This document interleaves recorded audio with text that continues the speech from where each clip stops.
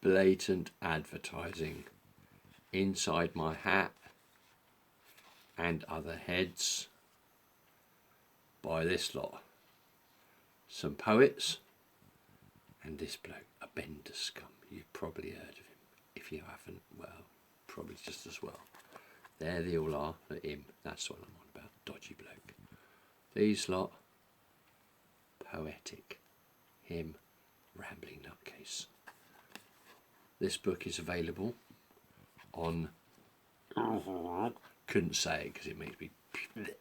Anyway, it's available to buy. You can buy this book. This book, again, advertising. It's full of poetry and stuff.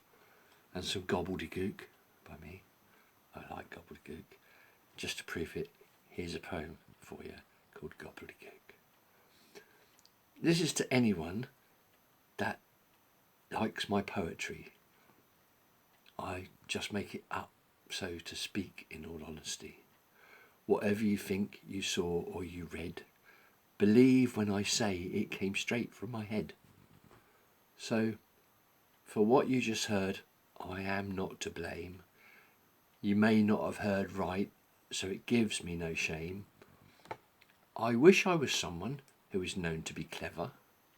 Like that bloke in the song, you know him, name of Trevor.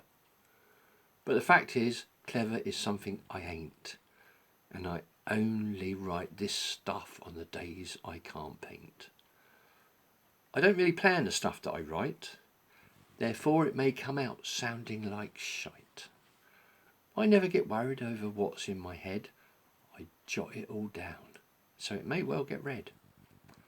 It's gobbledegook and nonsense, see, and I'm very glad it's out of me. Phew.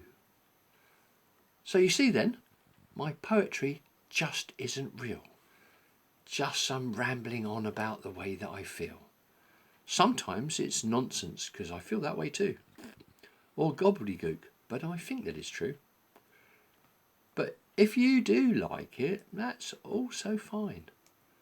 Just as long as you realise not all poetry rhymes. And not all rhyming words should be considered poetic. In fact, sometimes something way more prophetic. Is it all lies or is some of it true? That foot's entrenched in a different shoe. One love.